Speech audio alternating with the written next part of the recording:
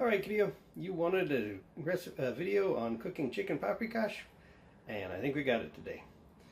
Done a little bit of working with it to try and get the recipe down so it's small enough for 2 people rather than the bazillion people the recipe usually feeds, while still making it taste great.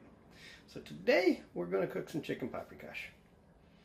Let me get the ingredients together and we'll start cooking. Alright, the ingredients we're going to need. You're going to need a Cornish Game Hen, a 1 stick of butter, 4 ounces, a good size onion, some sweet Hungarian paprika, half and half, and some salt. Alright, first thing we do, take a pot, decent size with a lid, put our butter in there. Put it on the stove on low. Usually put it on about 2. Next, we need to cut up our onion. Take the peel off and the ends off.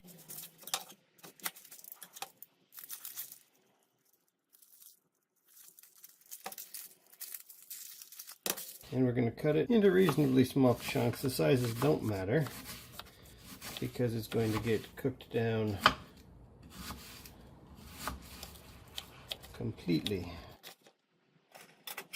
Put that in the pot with the butter.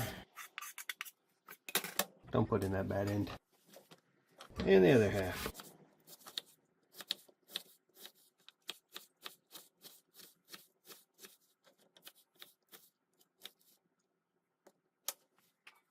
And that goes in the pot too.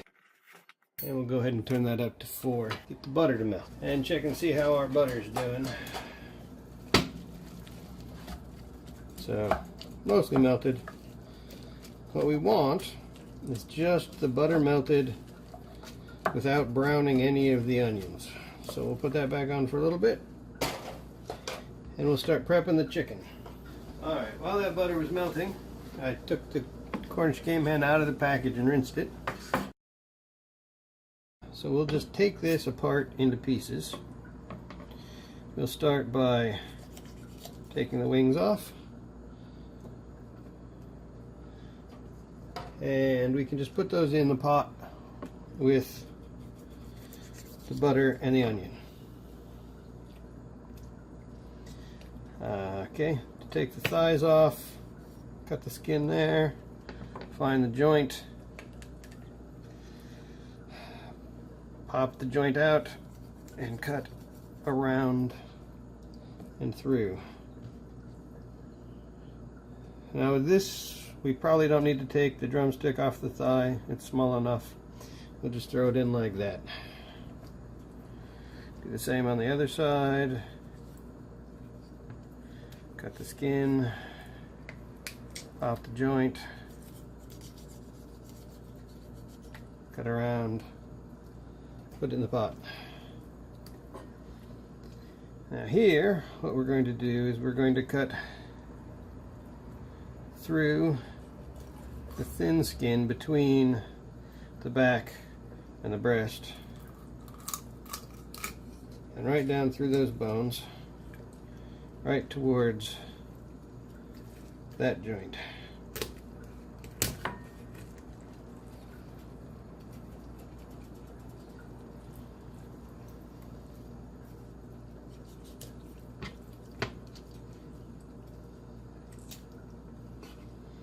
There we go, we've got that in 2 pieces. I generally scrape out the kidneys and all the stuff back up in here.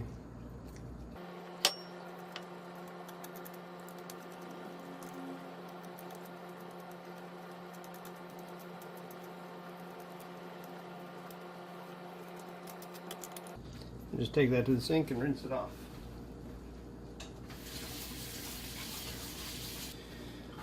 And sometimes that's easier to do to just scrape it under running water. So now we'll come in here right about in the middle, cut it in half. put that in the pot. The butter's melted, so I'm going to turn it down from the 6 I had it on to melt the butter down to about 3. Now I'm going to come in and I'm going to split the breast in half. So you lay it breastbone up, you find where the breastbone is, and you come in and you cut along one side of it like that. And then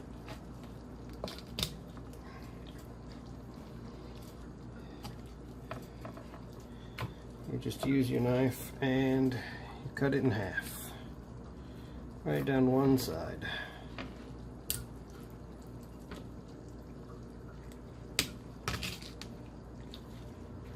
Like that. And then this goes in the pot. And the side goes in the pot. Let me clean this out of the way. Alright, and at this point, what we have in the pot is this. Our onion and butter and chicken. And what we're going to do is we're just going to mix this up a little bit.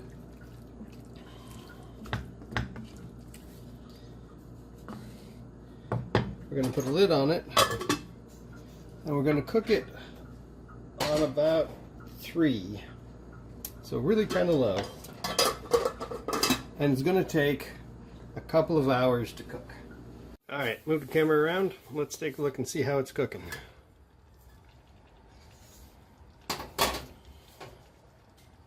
We got bubbling, which is good. No browning. We don't want any browning.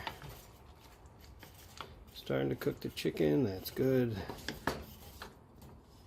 Alright. We'll put a lid back on that and let it cook some more. I've also turned it up to almost 4. The pan's kind of full and it's a small burner, so the idea is to just keep the heat at the point where it's simmering along, but not browning but not browning the butter or browning the onions. It's been about 15 to 20 minutes. Let's see how we're doing.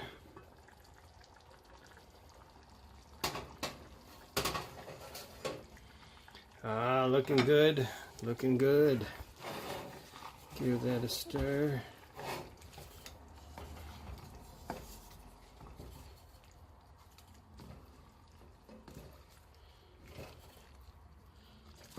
Cooking up good. All right.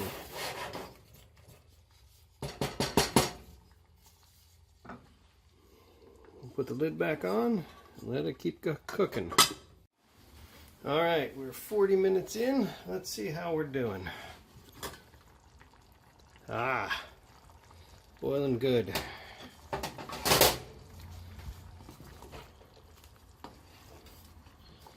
That's what we want to see. Chicken's cooking good. The onions turning to mush.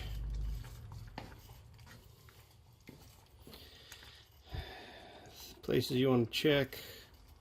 Are the drumsticks falling apart? Not quite yet. So we're going to cook that for a bit longer.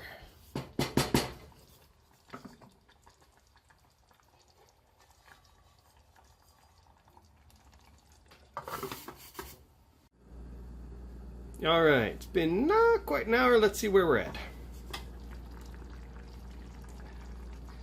Looking good, looking good.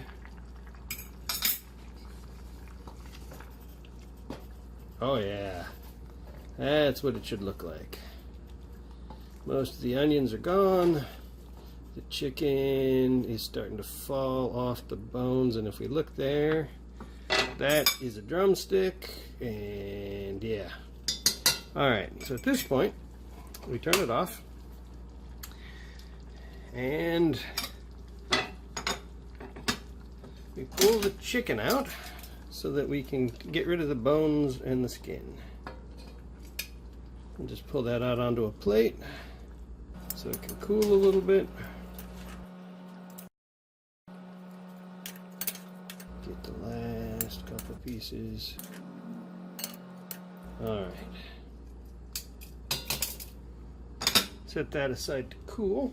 All right, we got a bowl and a strainer. And what we're going to do is we're going to take the contents of the pot, pour it into the strainer. And we got a little bit of skin and stuff stuck to the bottom. We'll just give it a scrape. We don't really want the skin, so we'll just pull that out and get rid of it. All right.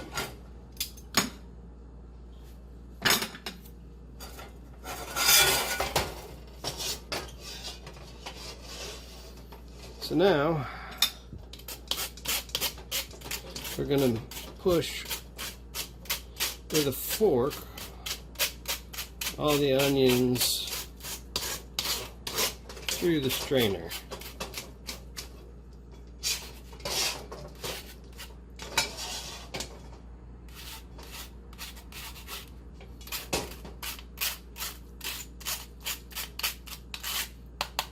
And if the fork's not working too well,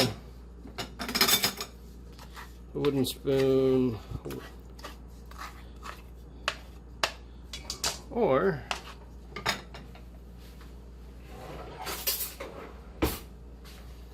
just grab a large serving spoon and just go ahead and push all of the onions right through the strainer. Scrape it off the bottom into the bowl.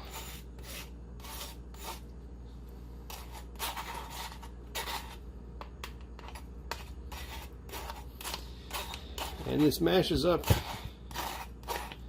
the onions the rest of the way. And then also make sure there's no bones in the liquid, because sometimes there are.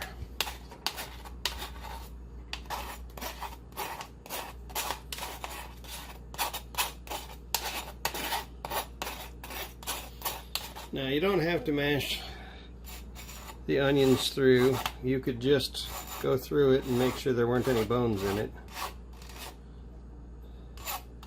And the easiest way to do that is to let it cool all the way. But I didn't feel like letting it cool all the way, so I just went ahead and mashed all the onions through. But you want all that onion goodness in there. And no bones. I didn't hear any bones, so we'll get the rest of that little bit of chicken and get it out.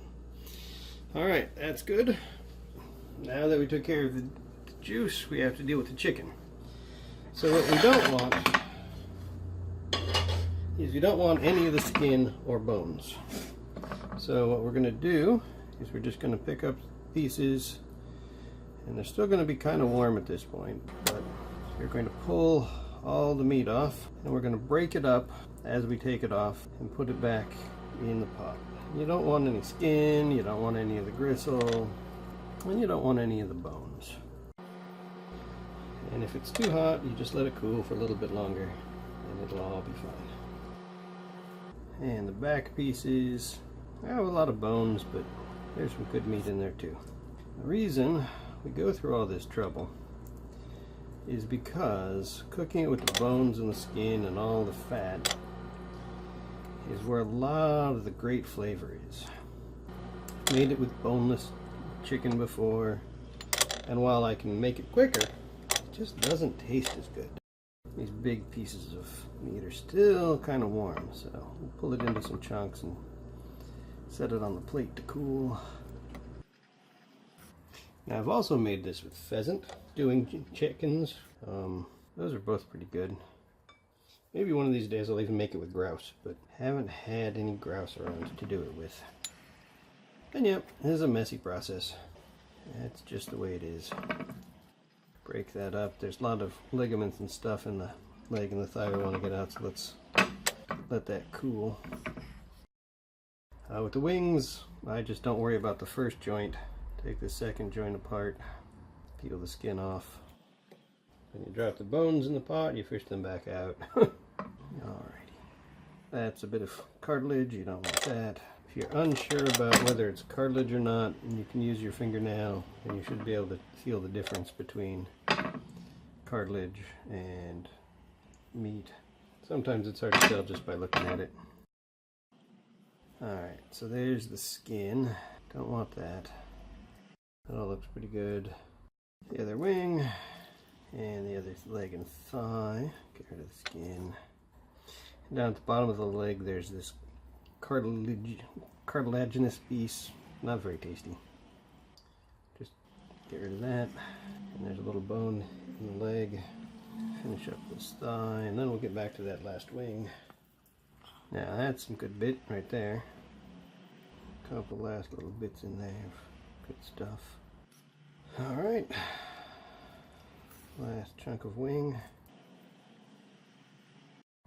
This takes a while.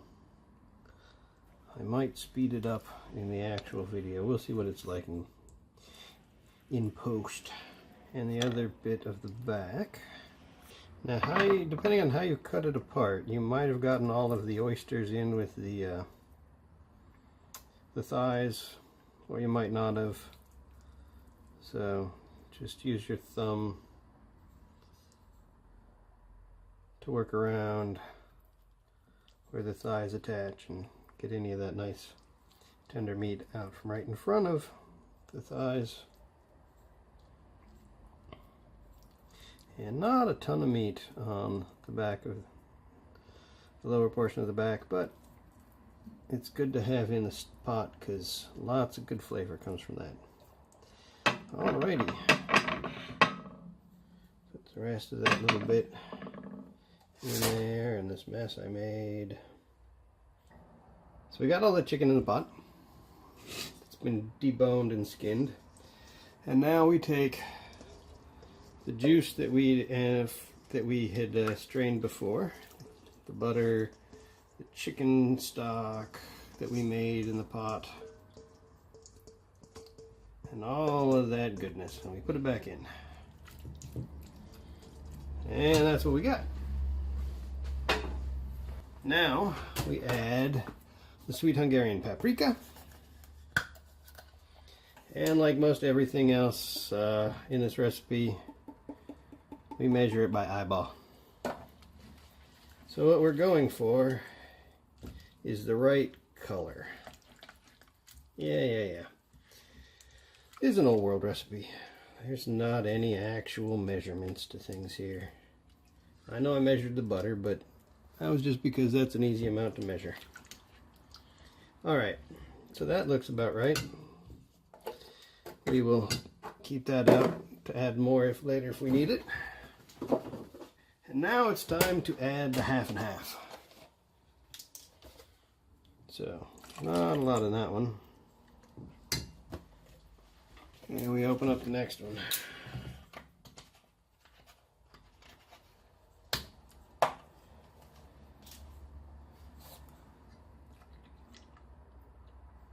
So I'm figuring this is going to take somewhere between half a pint and a pint of half and half. So that's a quart. So up to half of that. But again, it's by eyeball. So that looks about right. We're looking for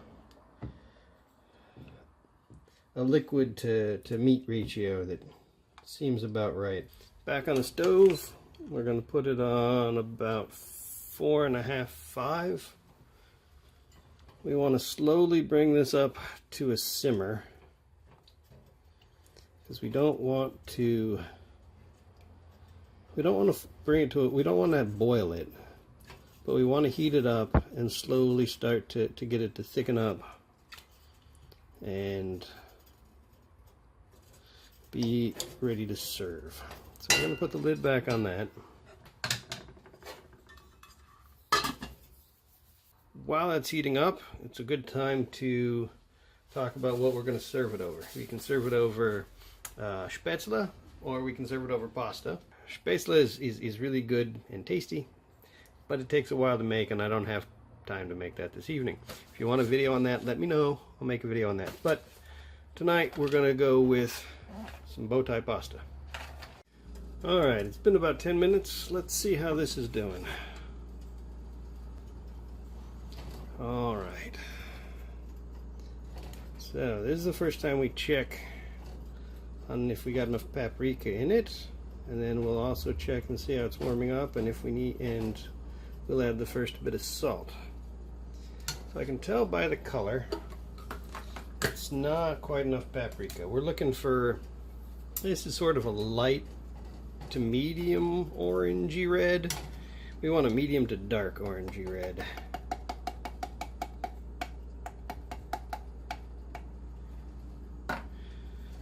Not quite as red as the paprika straight, but darker than it was.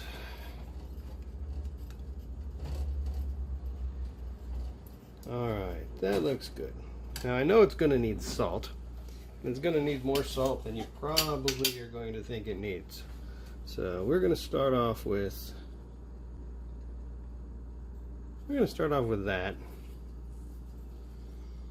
And we'll see what that tastes like.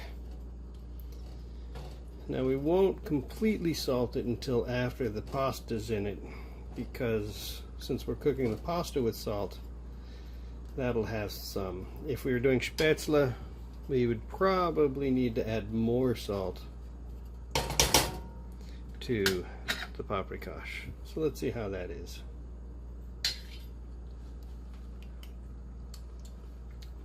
That's pretty good. It's pretty good. I think it needs a little bit more paprika.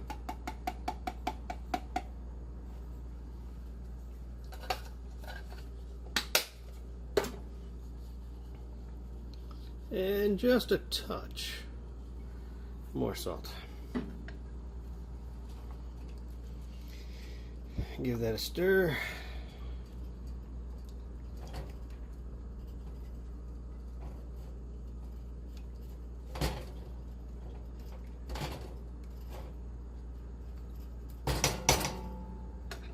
Grab a clean spoon and give it another try. Oh yeah, that's getting there. Okay, now we just need to finish bringing that up to a simmer, which looks like we're almost there. And then we'll turn it down and let it simmer for a little while, probably 15-20 minutes.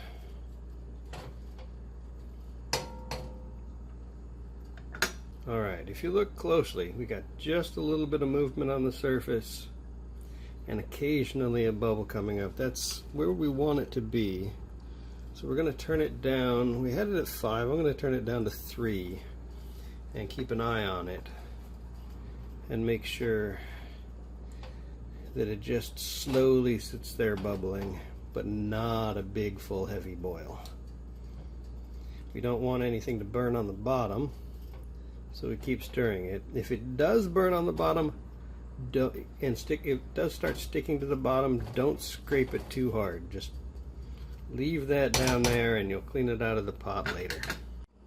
For the pasta water, you want to add some salt to it. I don't really measure it.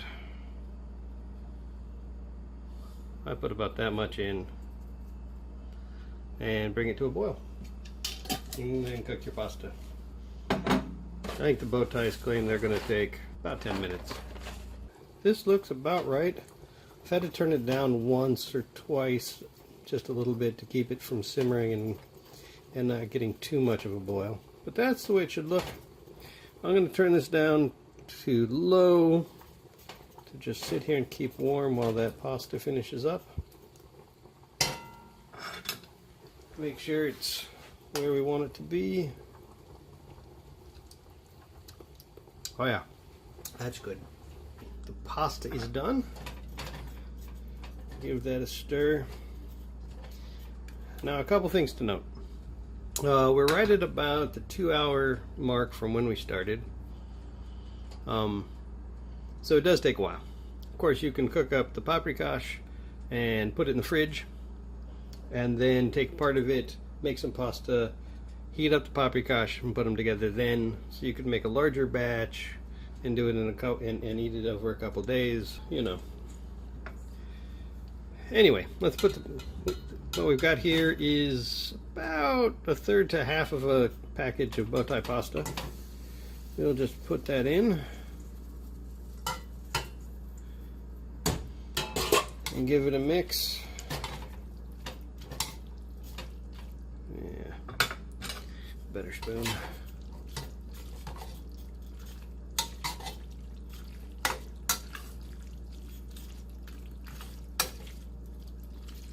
Turn the burner off.